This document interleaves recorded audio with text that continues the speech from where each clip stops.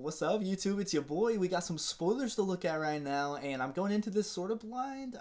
So this is cool. This is Murders at Karlov Manor. It's the first sort of bulk release of what they wanted to show us first. They did sort of give us some teasers. It was about like 20 teasers or so, but this is sort of the first installment. So I want to go over each card one by one, just sort of react to them. I hope you find that enjoyable. I'll sort of give my 2 cents on each one. There are some very interesting mechanics returning, notably the face down stuff, which I'm not so familiar with. So I'll sort of just react genuinely, and we'll go with it, right? So I'll just kind of go fast because I do want to respect your time because there are a lot of them, guys. As we scroll down here, you can see that we got a lot to get through. I think there's like 70 cards, 60 cards or so, and we'll end up on the lands. I'll sort of talk about the implications of all that stuff. So we might as well just start with the top left. Some of these don't have the description, and I hope my head isn't cutting too much of it off, which I don't think it is. So we'll start with Kaya. Kaya's really hard to read, so I will be reading the ones that are hard to read, and it doesn't have the text on some. So we'll start with kind of a dud, but we'll get into it, okay? So this is going to be a new Planeswalker. It's going to be 4 mana. Spirit's Justice, cool name for Kaya here. It does have a crazy passive. So whenever one or more creatures you control and or creature cards in your graveyard are put into exile, you may choose a creature card from among them until the end of turn. You create a token copy of it, basically, that has flying. So that's pretty good. So whenever you exile something, that can go really good with Ashiok. You already know that the Orzhov Planeswalker super friends with the other Kaya is probably going to be insane. You have Vraska in here proliferating, which can be crazy. It does have a +2, so that can get out of hand. It is Surveil to an exile card from the graveyard, so that synergizes insanely good with her passive, right? So yeah, that's going to be a powerful Planeswalker for sure. You're going to create a 1/1 token with flying, a Spirit token with flying, which could go good in that Spirit deck, something to keep in mind. And the -2 is exile target creature you control. For each other player, you exile up to that, or sorry, for each other player, exile up to 1 target creature that player controls. So basically, you exile one of everything. So it's not like super overwhelming because it is a -2. But it is notable because you can exile your own creature and then cast it with the passive, right?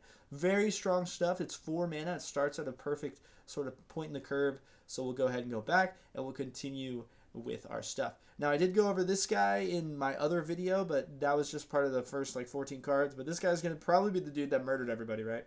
When it enters the battlefield, you investigate, you can sacrifice a clue, you draw X cards and gain X life. So really good stuff. It is a little bit expensive, but you can put this guy, in your clue deck and guarantee that you're going to at least be drawing cards and have some residual life gain. So pretty interesting to see if that's actually going to be good.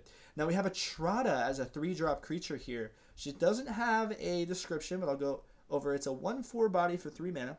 You have Death Touch on it. Okay. Face down creatures you control have 4 mana with Dimir. Turn this creature face up. If you can't, exile it. You may cast the exiled card without paying its mana cost. So that, first of all, goes really good with the Kaya we just saw, right? Whenever an assassin you control deals combat damage to an opponent, you cloak the top card of that player's library. So this is where I will admit, and I hope I don't lose any of you, that cloaking, I'm not so familiar with what that actually entails. I did sort of read that the face down, or at least most face down cards, you treat them as 2/2 creatures, and it doesn't actually react to the stack. But I'm unfamiliar with cloaking. Let's see if we can shed some light as we continue to go forward. That was sort of my intention. I sort of was overwhelmed with all the cards, so we'll just sort of go as we go. So let's see if we can figure out what cloak is. And at the end of the video, I'll Google it. So this guy's going to be interesting. I did sort of glance at him.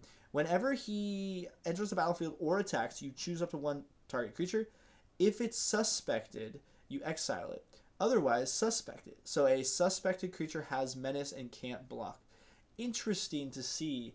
So it's sort of like suspect is like an elusive guy that can't block. It has menace, right? The menace is almost it's like an offensive thing, and then the can't block is also not offensive. So really it turns your guy into like sort of a offensive oriented threat, right? It has double strike and vigilance. So it'd be curious to see how people take advantage of the double strike and vigilance there, but there's a great starting body. It could be really good with the equipment.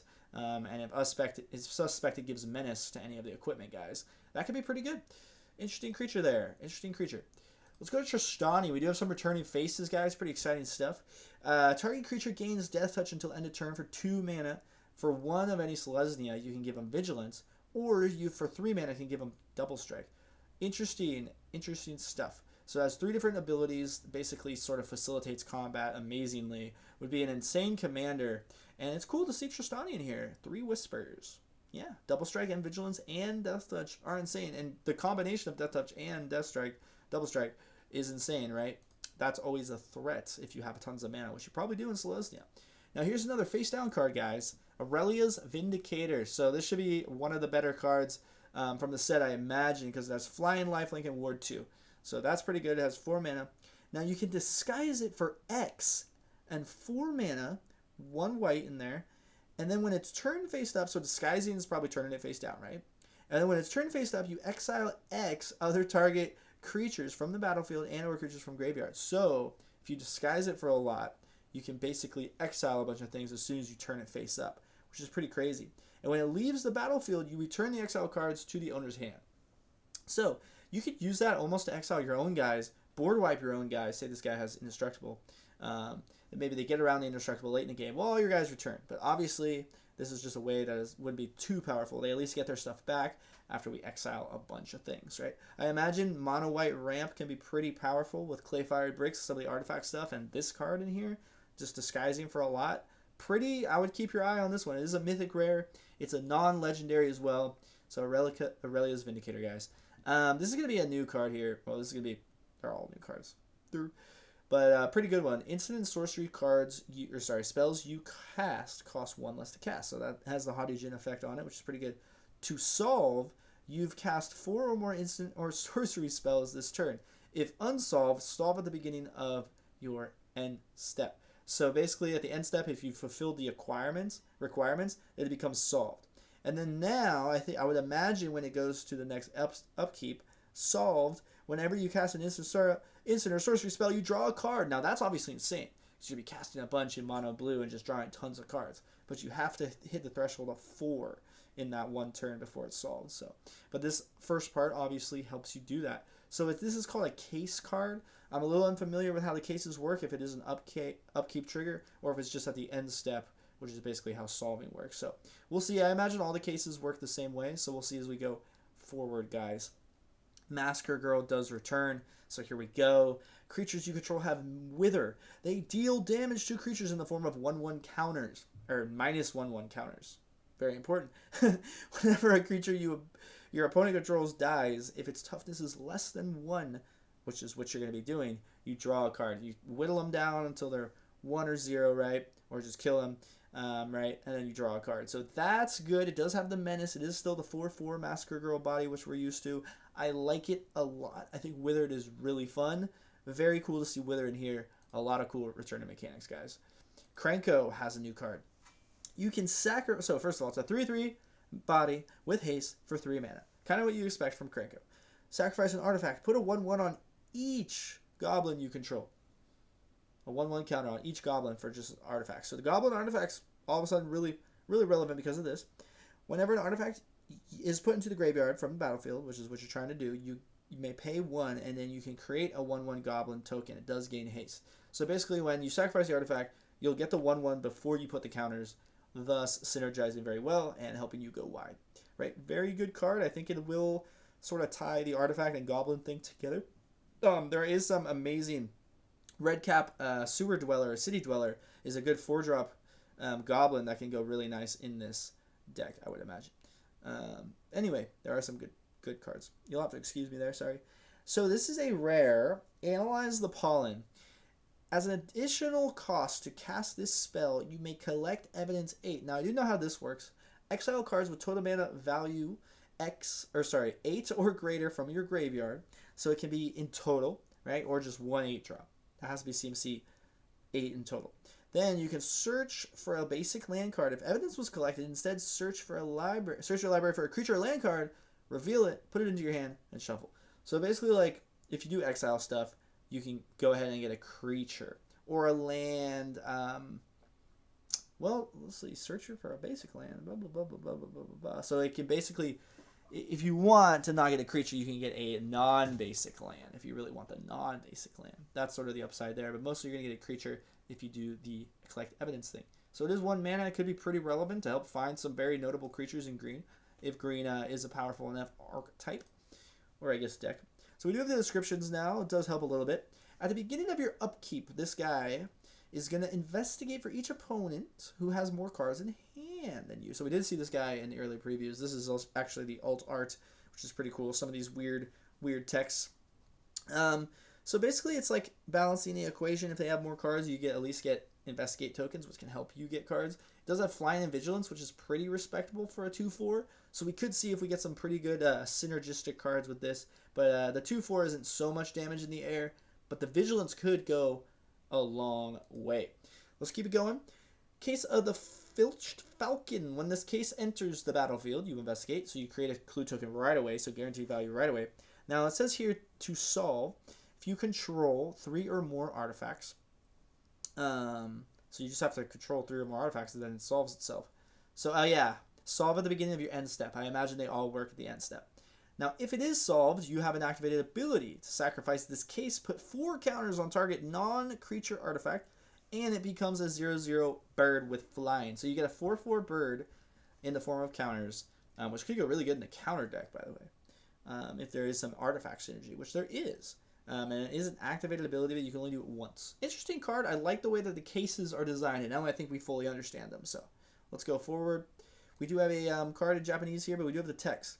I want to say it's Japanese. Forgive me if I'm wrong. It's a Vampire Assassin for 6 mana. It is a 6/5. It has Ward, sacrifice a creature. So if they want to remove it, they have to sacrifice a creature. And they're passive.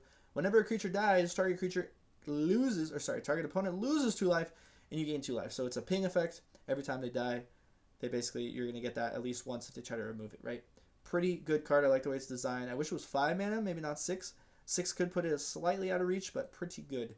Pretty good nonetheless. It's non-legendary too, so you can stack it pretty well. Enchant creature aura for 1 mana here. When convenient target enters the battlefield, suspect enchanted creature. It has menace and can't block. So that's pretty interesting. So it turns your suspect into an aggressive guy, right? Enchanted creature gets +1/+1. Wow, so it's menace. Can't block, but you get +1/+1, and you can return it from your graveyard. Cast it again later on. So this can help you get in some early swings and some aggro decks. It does boost your guys. It does trigger prowess. This could go with Monetary Swift Spear to help ensure that you get those swings in. Not too bad of a card. I just wonder if it replaces Monstrous Rage, some of those other really great red 1-drops that we have. So we're onto a 4 mana 4/4 in green with Death Touch Haste, which is nice. It is no Questing Beast, but it has Ward, Collect, Evidence 4. So they have to exile up to CMC converted mana cost, 4 or less. So sometimes early in the game, they can only do that maybe like once. So the second copy of this surely sticks around for a while. The Death Touch Haste is nice, but it is sort of an awkward body. Not sure what you're really trying to do with this. Unless you have a lot of cards that just issue damage, you could use this as one of your Death Touch creatures that actually has damage associated, and use the fight spells and or issue damage spells to remove cards. So it could go in a Death Touch deck, but it is a little awkward. I can't imagine it sees too much top tier standard play. So let's keep it going, guys. Thanks for being here, by the way. You rock. Each player you control with the most creatures investigates, then you destroy all creatures. Wow. So another board wipe for 4 mana. Might replace to populate, might join the party. It's going to replace it once the rotation happens, but that might be in fall, so I could be wrong about the rotations, but it is part of this one here, Dominaria United, I believe. So yeah, pretty good card there. Not much more to say there. Burden of Proof, I think, is one that we did look at. Flash Enchant Creature. I always like to see Flash Aura. It's really fun. It gets +2/+2 as long as it's a detective. Otherwise, it's a 1/1, and it can't block detective. So you can use it offensively on your own detectives, or you turn the opponent into a useless 1/1 that can't block. So you can use it both ways, which I think does give it some merit. It'll just be interesting to see if blue really needs like a Flash Aura in the top tier standard meta.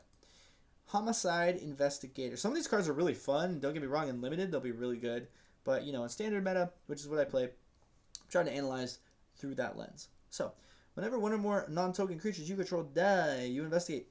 The ability triggers only once each turn. You create a clue token. It's an artifact, then you can sacrifice that bird too. Okay. So yeah, you basically get a token every time something dies. Obviously not like a ping for 2, like a Vran Executor, or some of the other probably better pings, but it is a detective. It is a human. It's a decent enough body. If the investigation things and the clue tokens really do matter and there's a lot of synergy, then it could be super important. Particularly, there are a lot of sacrifice artifact things, right? And this can go good in there, even with Krenko, but this isn't a goblin. So, something to consider. Whenever you sacrifice an artifact, you put a 1/1 counter on Crime Novelist and add a mana. So it's 3 mana for a 1/3. Not so great, but it could get decently big and does help you ramp. The ramping is what's going to make this card viable if it is. And of course the Goblin subtype. So we'll see if Sacrifice Artifacts really is as good as it possible is. And we can see a big red list come up because of the ramp on here, which could be pretty nice. We haven't seen Big Red do the thing in quite a while. Sharp-Eyed Rookie, everyone. Vigilance 2/2. Whenever a creature enters the battlefield under your control, if its power is greater than the boy's power, or its toughness is greater than the boy's power, you put a +1/+1 counter. So I imagine it could be twice. If yes, or so, it could be twice. So if its both power is higher and its toughness is higher, then you can get 2 counters and you can investigate twice. I could be wrong, but based on how that's worded and the fact that they took the time to list the name out twice, I imagine that is 2 separate clauses that can be fulfilled at the same time. So I could be wrong there, but if you catch my drift, right, if you have a creature entered that has power higher and toughness higher, that's 2 different things. So I'm keeping my eye on this one because that could be insanely powerful. It turns this into a 4/4 Vigilance, 2 mana 4/4 Vigilance out of nowhere with board presence. So this either is like the best card in the set, or it's not as powerful as I think. But mark my words here, Sharp-Eyed Rookie is crazy on first read. It has Vigilance too, and it can just keep getting bigger. Wow, that's a 2-drop. That's a 2-drop in green. Green could be good because of that card alone. It's a detective human. Oof, baby. So whenever a detective enters the battlefield under your control, and whenever a detective you control is turned face up, so detectives are going to have the face down, face up stuff, you put a counter on it. So that could be interesting. You solve it by controlling 3 or more detectives. Pretty easy. And if it is solved, if 1 or more tokens would be created under your control, those tokens plus a clue are created instead. So that would be interesting with Modrak, because Modrak can double up your tokens, which could be pretty interesting. Not so powerful, but if the detective thing does use a lot of synergy like this, this could be good if the detective deck doesn't really have a better option. But otherwise, it's not so powerful.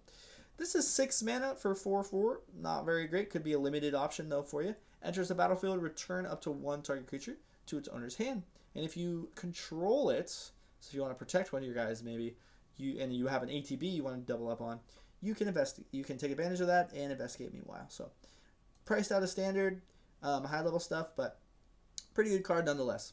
So I hope my head isn't cutting off the better ones, but that's just the way the cookie crumbles. So this is going to be a 1 mana case. Okay guys, I'm going to read you the take on Medusa's Kiss because I could not speak for a moment. But it does destroy up to 1 target creature if it has been dealt damage this turn when it enters the battlefield.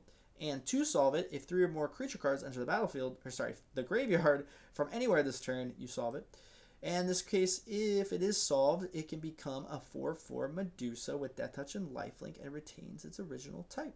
So pretty interesting. It basically becomes a 4/4 Lifelinking, notably.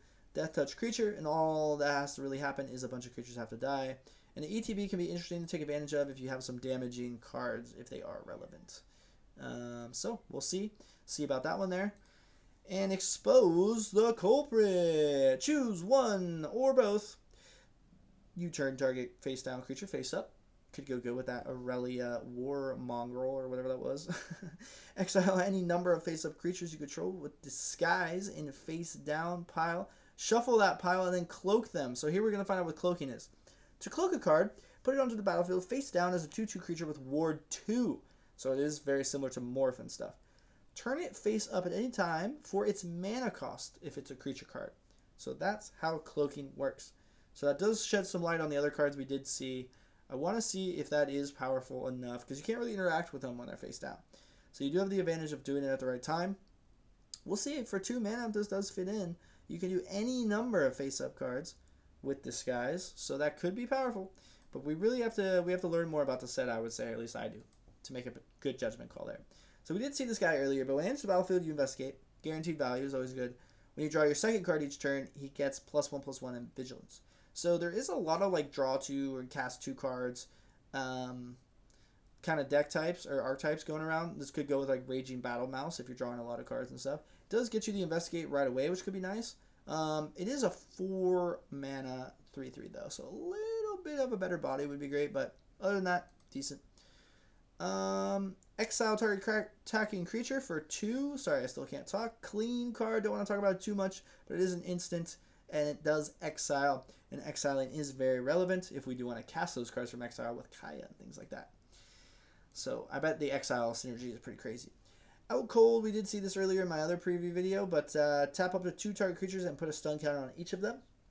Not too bad because you do investigate. It can't be countered, which is really good. Something that could be relevant if there are some really good counters. Other than that, though, I think it's not so good. We do have similar effects for 3 mana with Succumb to Cold in Standard. It just doesn't have the investigate. This spell can't be countered. It's 2 mana. Destroy target creature or planeswalker with mana value 3 or less. Premier Removal. This is going to take mono blue out of the meta probably because it's going to be Premier Removal. Yeah, mana value 3 or less is pretty relevant for the earlier turns of the game.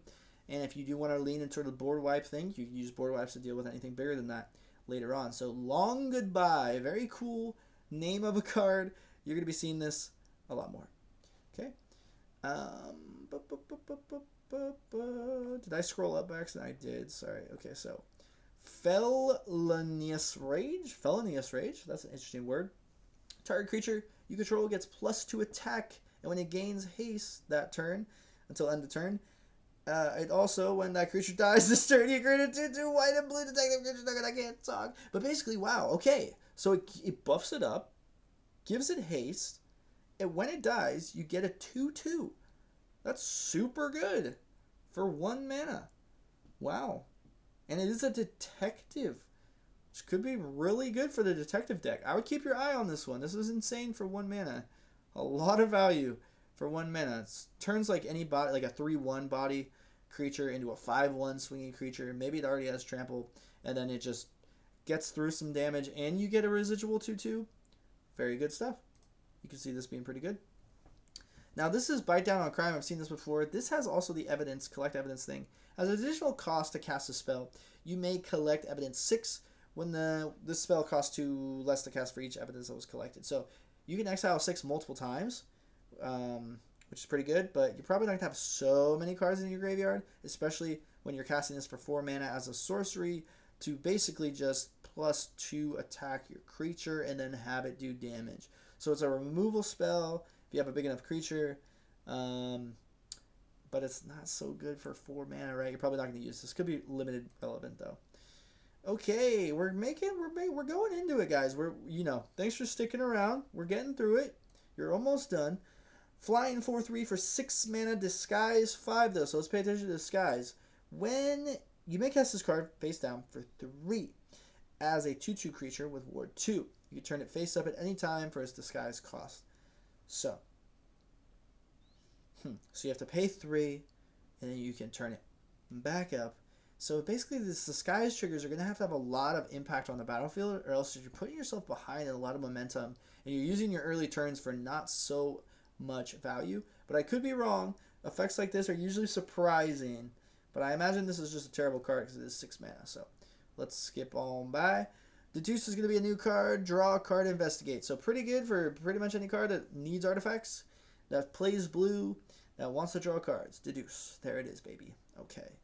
Whoa, I'm getting skipped around, folks. So there's the new Surveil lands, by the way, everybody. We got some reprints here. Those are going to be fun to get through, so you got to stick around for those, everybody. It doesn't add up, so I'll try to go a little bit faster. Return target creature card from your graveyard to the battlefield, and you suspect it. It gains menace and can't block. That could be good, especially with any suspect synergy. It's the new 5 mana return to the thing, so you're going to be Tallies are going to be suspected all the time. This is going to be good. Toxrills, Hullbreaker Horrors are going to be returned with that. Wow, it keeps bringing me back down. Sorry, let me fix this. Get rid of this ad. Okay. Galvanize is in here. Deals 3 damage to target creature. If you've drawn 2 or more cards this turn, it deals 5 damage anymore. So this can be good in an Izzet deck where you're drawing a bunch of cards and you can guarantee to do 5 damage for 2. In fact, I think that's probably pretty dang powerful as long as you can draw 1 card a turn, which is pretty easy to do in Izzet colors, right? Let's galvanize was down here.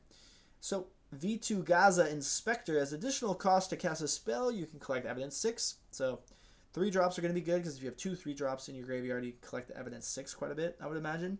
And it does have reach. It's a 1/3. When it enters the battlefield, if Evidence was collected, you put a counter on target creature and you gain 2 life. Okay. So you gotta do it when it enters the battlefield, but it basically becomes a 2/4 with a life gain trigger. For 2 mana, it's pretty good. You know, if you have any sort of graveyard synergy, take advantage of that. It's actually decent. It's actually decent. So we'll keep it going. Gotta keep scrolling down. Market Watch Phantom. Whenever another creature with power 2 or less enters the battlefield under your control, it gains flying until end of turn. It's a 2/2, gains flying as long as you have a power 2 or less enter the battlefield. Pretty good. Not too crazy. Benthic Crimologist. When it enters the battlefield or attacks, you may sacrifice an artifact, and if you do, you draw a card. It's 5 mana for a 4/5. You do have to continuously sacrifice things to take advantage. Not so great, but probably a limited effect that you can win the game with if you have any sort of synergy there. I really don't know what's going on with these.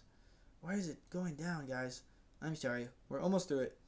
When it enters the battlefield, you lose 3 life for 4 mana. You disguise it for 2, so it becomes... So you basically got to cast it for 3, though, no matter what. For the face down, it appears every time when you're doing the face down stuff. Yeah, so, you know, you cast it for 3, then you disguise it for 2, then you get a 4/2, and then enter the battlefield. You know, you lose 3 life. That's not that good. So not very great, but unless it's very disguised, synergized. Okay, here we go. We're getting into it. I probably won't click these because we are down to the commons. I'll start to go faster. This is Demand Answers. As additional cost to cast a spell, you sacrifice an artifact or discard. So this is a new, really good card, Demand Answers, actually, because you can basically, it's like a better thrill of possibilities, essentially, because you have the upside of sacrificing the card. So strictly better thrill of possibilities. Instant speed. This is a flash enchantment. I will click this one so my head's not covering it. When it enters the battlefield, you untap an enchanted creature. It gains Hexproof on the turn. If it's suspect, it's no longer suspect. So you can reverse the suspect, which could be very relevant. An enchanted creature gets +2/+2 and can't become suspected anymore.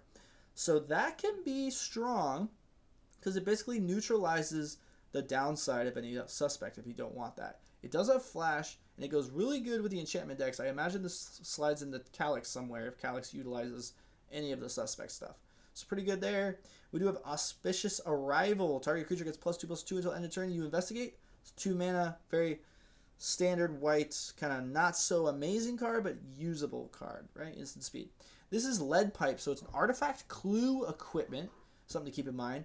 Equipped creature gets +2 attack. Whenever equipped creature dies, each opponent loses 1 life. You can sacrifice it to draw a card. So say if this equipment tries to get removed, it is a 1-mana equipment, by the way, you can at least sacrifice it for 2 to draw a card. And basically it gives +2 attack, which is pretty good. And then when they do eventually get removed, at least they get pinged. Shock is returning. Shock and Play with Fire in the same deck can be pretty interesting to keep in mind. Topiary Panther, we did keep in mind. This does have basic land cycling. It is a 6/5 for 6. And you can cycle it for anything you want. You know, you get your green. Get your green mana. So Novice Inspector enters battlefield, you investigate. Not so great, but it is a 1/2 with an upside.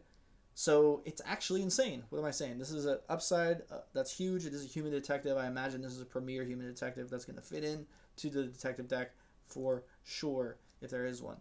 Extract a Confession. As additional cost to cast a spell, collect Evidence 6. We know what that does. Each opponent sacrifices a creature. If evidence was collected, instead, each opponent sacrifices a creature with the greatest power among creatures you control. So that's decent, right? So yeah, they sacrifice their most powerful guy if you collect the evidence, which could be pretty good. Or it's just a decent sorcery removal spell. You know, the sorcery speed could hold it back, but I think it might be okay because it is a sacrifice clause. There's not too many of those. Target creature gets +3/+3 and gains trample. This can be really good. The +3/+3 and trample, 1 card for 2 mana, instant speed, pretty good. It could be really relevant with double striking creatures. Something to keep in mind, guys. So we're down to the Saucy McLaucy cards, the ones you've been waiting for. Now, some of these we have seen. I'm not going to go too in-depth on any of them, but because they are really good, and I don't know the full potential. We do see a Zoni down here, which is awesome. So let's go ahead and get back into Rakdos, Patron of Chaos. It is a 6/6. At the beginning of your end step, target opponent may sacrifice 2 non-land, non-token permanents. If they don't, you draw 2 cards. Hey. So that's pretty good. Yeah, they have to sacrifice 2 non-land, non-token permanents. And then if you just draw 2 cards if they don't, that's insane. So this is a premier, amazing card. Almost better in some ways than some of the like 7 drops that we've been reanimating. But this is going to be an insane card. Rakdos, Patron of Chaos, is going to do a lot. It's standard. Drawing 2 cards as a 6/6 body with trample. Crazy. Crazy stuff. I can say a lot about that. Now here we see a new card I haven't seen yet before. So this is the first time I see this. Voja, the Jaws of the Conclave. So Voja I'm not familiar with. This is a returning character. My apologies. Vigilance, Trample, Ward 3. Really good. Hard to remove with the Ward 3. Vigilance, Trample is serious. Let's see if it can buff itself up. It looks like it can. Whenever it attacks, you put X/1/1 counters on each creature you control, where X is the number of elves you control, and then you draw a card for each wolf you control. So this ties wolves and elves together. This is going to be an amazing, cool commander. Very fun. Wow, I wish I was more familiar with elves in Standard right now. So, but yeah, wow. Wow. So each creature gets a buff. So say you have 3 elves. It attacks. You have this creature, so you have 4 creatures total. All 4 of those creatures... Actually, sorry. 3 of those creatures being elves get 3 counters, and then your wolf, you draw a card, as long as this is the only wolf. So if there is any other wolf synergy with elves, this will be an interesting, fun deck to see. Wow, that's good. Very fun. Okay. Tomik, the Wielder of Law. Infinity for planeswalkers, you say. This spell costs 1 less for each planeswalker you control. Yeah, the Orzhov planeswalkers, gonna go insane. This is gonna be like the one creature in the deck. Gonna go insane. Whenever an opponent attacks with creatures, if 2 or more of those creatures are attacking you and planeswalkers you control, that opponent loses 3 life and you draw a card. So if they're not attacking battles or some other player.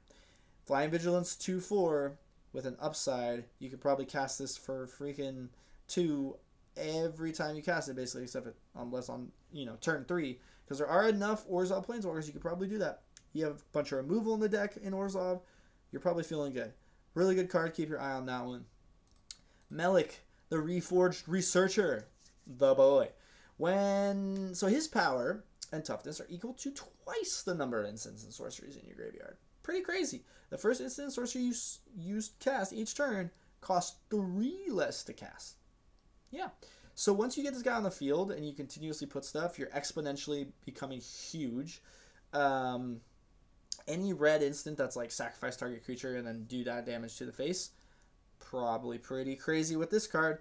It is a mythic rare, very good. Melek, cool new name I haven't really heard before, and just that, even if you don't take advantage of his body, take advantage of the -3 casting cost is insane, right? So keep an eye on the boy here, Melek. Teysa Karlov. So Teysa Karlov, if you may remember, her last name is Karlov. And this is Murders at Karlov Manor. Something to keep in mind, my good friends. At the beginning of your end step, you investigate for each opponent who lost life this turn. So every time you ping them over a little bit, you're going to investigate. Whenever a clue you control is put into the graveyard from the battlefield, you create a 1/1 token with flying, spirit token with flying. And it triggers only once each turn. So this really does actually tie the clues together very nicely, because you're going to be investigating all the time, as long as they're taking damage. You can do the damage with your 1/1 flyer pretty easily, and then you're sacrificing clues that you're creating, and then you're creating more flyers. Very good. It does have Death Touch, so it can block pretty well, and 3 toughness is better than 2. So Teysa can do a lot of work. It really does sort of depend how much we could take advantage of the clue tokens in Standard, and what really comes to fruition and what wins out against the other ones. On to Izoni, Center of the Web, baby. So whenever Izoni, Center of the Web, enters the battlefield or attacks, you may collect evidence 4. If you do, create 2/2/1 black and green spider tokens with reach and menace. Okay, So yeah, you collect evidence 4. You create 2 more creatures that have reach and menace, 2/1s, similar to the Spider Queen. Forgot her name. Sacrifice 4 tokens, surveil 2, and then draw 2 cards. So that's really good, especially if any graveyard synergy. So the surveil is really good. You're probably gonna have a bunch of tokens, clue tokens, and these now spider tokens. So you definitely take advantage of that, especially if you block with them later on in the game. Menace with 5 damage is really good, and Evidence 4 is not as hard to do as like Evidence 6, right? Collect Evidence 6. So pretty good card. I like the idea, Center of the Web, Zoni. Good to see him back. One of my favorites, guys. Kylox. What the heck is this, man? This is a 4/4 boy. Menace, Ward 2, Haste. Whenever Kylox, Visionary, Inventor attacks, sacrifice any number of other creatures. You can exile top X cards of your library, where X is their total power, and you can cast any number of instant and or sorcery spells from among the exiled cards without paying their mana cost. What did I just read? Sacrifice any number of other creatures. So say you sacrifice 2 creatures for a fine total of 10. You can exile the top 10 cards of your library, and you can cast any number without paying their mana cost? Whoa, brother. Holy. So it's 7 mana. So you reanimate this in. You try to give it haste. It swings. Say you have 2 other creatures. You exile them. You have a bunch of instants and stuff. You can cast like 10 cards for free if you build your deck perfectly and everything goes insane. This is insane. The ceiling on this is insane. Wow. Kylox. Keep your eye on that. That's insane. What the heck did I just read? Oh my god. Okay, so Tolsimir, Midnight's Light, coming in here. When Tolsimir enters the battlefield, you create Voja, the Fenstalker. It's a 5/5 green and white wolf token. So this can be an elf and wolf at the same time. Pretty notably for that other wolf we just saw. Whenever a wolf you control attacks, if Tolsimir attacked this combat, target creature and opponent controls blocks that wolf this combat if able. So you can set up a rigged setup where your wolf gets a great attack, as long as this guy attacks. So this guy just has to attack with a wolf, basically. Boom, you do get a 5/5, so you're getting like, 5 power and 7 toughness for free. This guy has a lifelink. It is 5 mana, so it is pretty good. It just has to synergize. You have to build it with the elves and the wolf, right? Cool stuff. Kellen. So we're getting into it, guys. Don't worry. Wrapping it up here. Thanks for being so patient and checking out the video. You rock. Investigate. Okay, so this is 2 mana. Kellen, Inquisitive Prodigy. You tail the suspect. You investigate. You may play an additional land this turn. It's 2 Simic colors. Okay?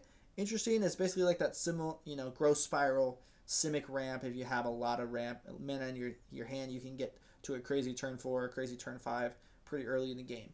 So Flying Vigilance, whenever it attacks, you destroy up to 1 target artifact. If you control the permanent, you draw a card. So if you have a bunch of clue tokens, when this guy swings, you can be drawing cards for each of those clues. It does have Flying and Vigilance, which allows you to do that pretty easily. And I like the 3/4 body.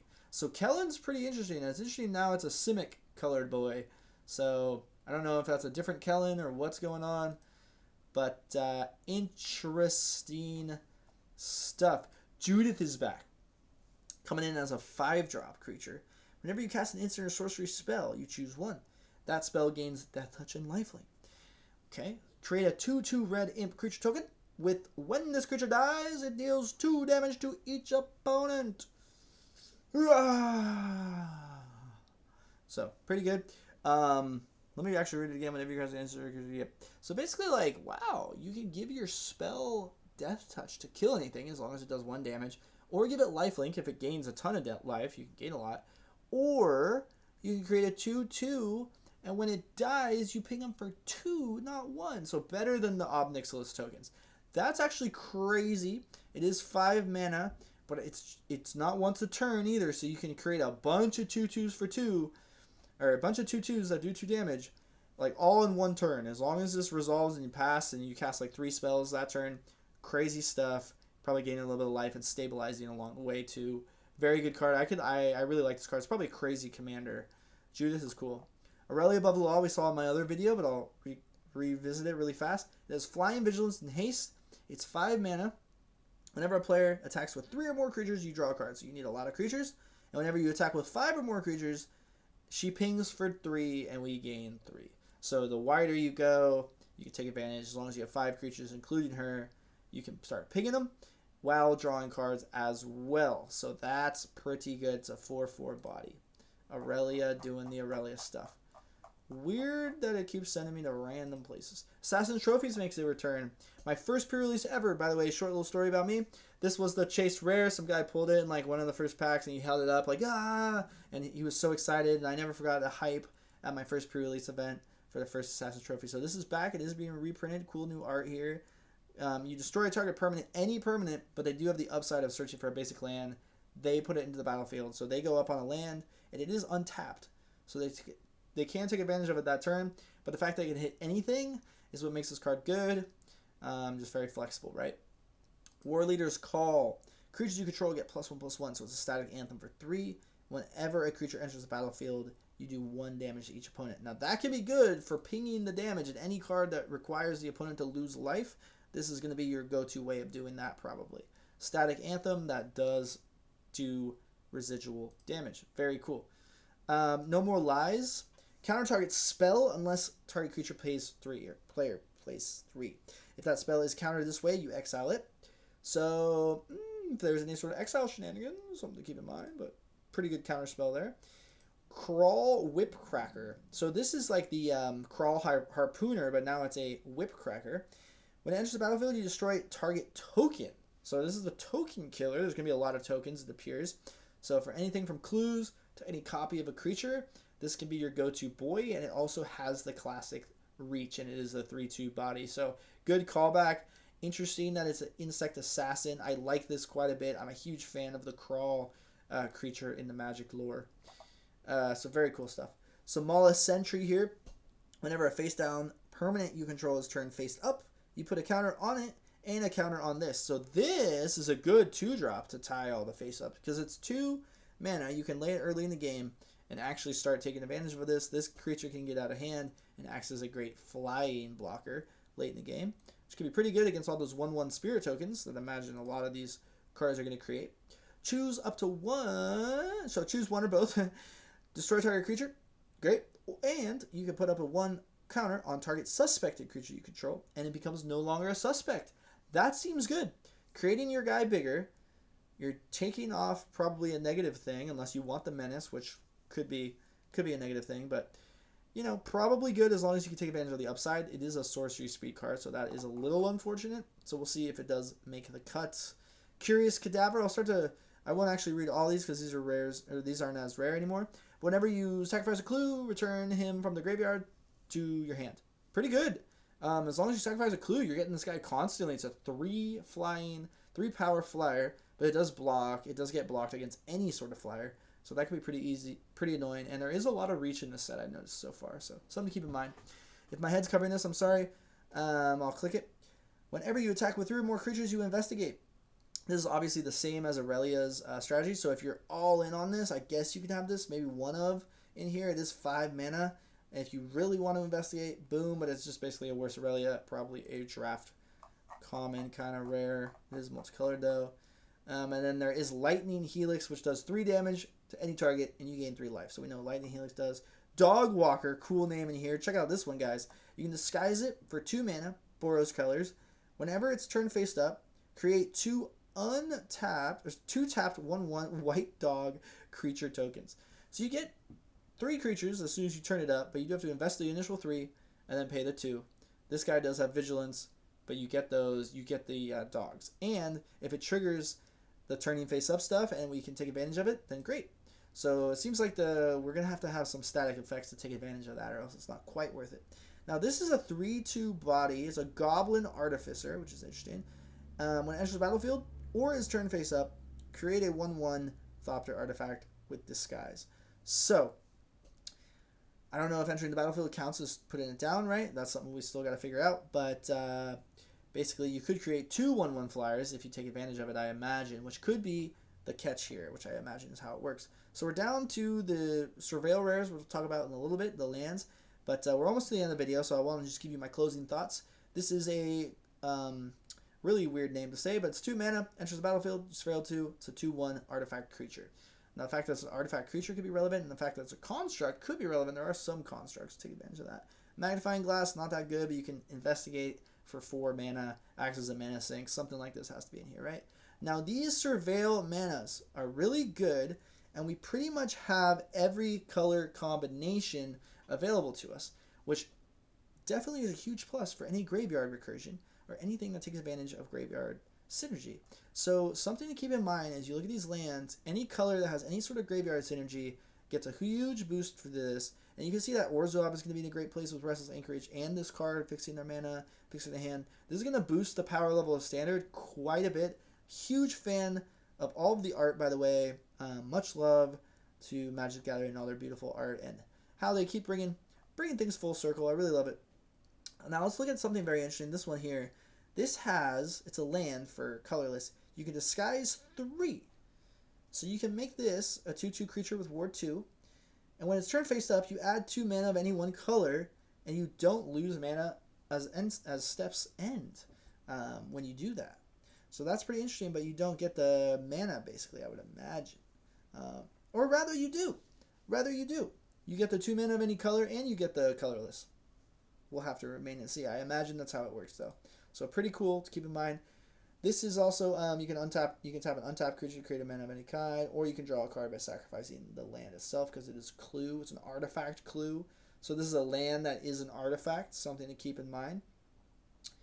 Enters the battlefield tapped. When it enters the battlefield, and sacrifice it lets you tap an untapped artifact. So basically, you can tap an untapped artifact or land, but not that great. Cool. So we're moving on. This is the Voja. There's Voja for you. Yeah, look, cute little thing. And this is how the first down stuff looks. So you can cover a face down creature with this reminder card. A face down creature that was cloaked or cast with disguise has Ward 2. Whenever that creature becomes the target of a spell or ability opponent controls, you counter it unless that player plays 2. So that's how you get rid of mysterious creatures. So that's interesting. So we'll have to wait and see. Now here, this is like special guests, so you get special guests that can be used in like Legacy, I would imagine, and maybe Historic. Other formats I'm not so familiar, so you'll have to forgive me. But definitely Legacy and some of those types of crazier formats, if you will. Here's some crazy Commander cards, which I could go over rather quickly if you'd like.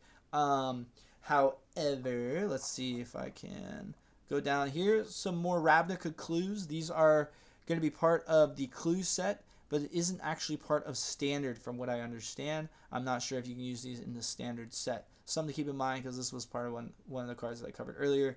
Here's Lead Pipe in here, but it is part of just the clue set, so slightly different art and stuff. Something to keep in mind. Here's the alternate art of this. We do have some really cool art for these like main creature cards. By the way, this Gleaming Geardrake here is going to be a great card, because when it enters the battlefield, you investigate, you create a clue, and then you can just sacrifice artifacts to give counters on this guy, which there's tons of sacrifice artifact ways of doing that, right? And this is an artifact itself, so you get 2 for the price of 2 mana. It does have flying. Pretty good card here. So I'm actually going to leave the commander cards here, which are pretty good. Okay, let's go over them really quick if you're interested. But that does conclude sort of the standard stuff. If you're interested in some of these, I'll go over them really quickly. Whenever a creature you control that was turned face up deals combat damage to a player, you draw a card. You can turn target face down attacking a creature you control face up. So you can basically attack with face down creatures and then flip it up. And then when you do that, you can draw a card as long as you've done combat damage. So that's pretty interesting for 2 mana. Okay. We do have Mirko in here. Whenever you surveil, you put a 1/1 counter on Mirko, the Obsessive Theorist. At the beginning of your end step, you may return target creature card with power less than Mirko's form from your graveyard to the battlefield with a finality counter. Okay, so whenever you surveil, it gets a counter. It's a 1/3 body. And then at your end step, you can return a creature with less power for free, basically. So that's insane. That's why it's not part of standard. Very insane card there. You do have Morska, the Undersea Sleuth. You have no maximum hand size. At the beginning of your upkeep, you can investigate. Wow, create a clue token. Okay, wow. Whenever you draw your second card, which the clue tokens help you do, you put 2 counters on this dude, and you have no maximum hand size. So that's really fun there. Very cool stuff. And let's check out Nelly Borka. Nelly Borka, folks. Whenever Nelly Borka, Impulsive Accuser, attacks suspect target creature. So suspecting is interesting. And then this has a goad. Goad all suspected creatures. So a suspected creature has menace and can't be blocked. Very interesting. Whenever one or more creatures an opponent controls deals combat damage to one or more blah, blah, blah, you and the controller of those creatures each draw a card. Okay, so Goad makes them attack other people, and then you draw a card whenever they hit other people. Pretty interesting as a 2/4. I like it a lot. So with these ones, I actually won't be covering the special guests. We'll leave these for a rainy day. However, I will be keeping an eye out as soon as the rest of the spoilers are coming. I'll be keeping an eye out for those, and I'll keep you posted as soon as possible. Maybe we can cover all the special guests at the end. There could be more. Who knows? This could be all. But that is the standard list for you today. So I hope that helps you, or at least showed you what has been revealed so far. I think I did miss like the first day or so. I'm not sure how long they've been out. But I'll keep you posted with the rest. This is definitely the first great look at the set. I think it's going to be a very interesting, very powerful set. Artifacts are going to go crazy. It might be the artifacts' time to shine, the archetype that is. So much love, you guys. I'll keep you posted with more decks. Decks are coming out. I'm sorry I didn't post yesterday. I'm just been taking a little bit of a breather, to be honest, but I'm back into the swing of things, especially with a new set on the horizon. So you guys have been awesome. The support has been unbelievable. Much love. I will see you in the next one very soon. And Murders of Karlov Manor, baby. Let's go.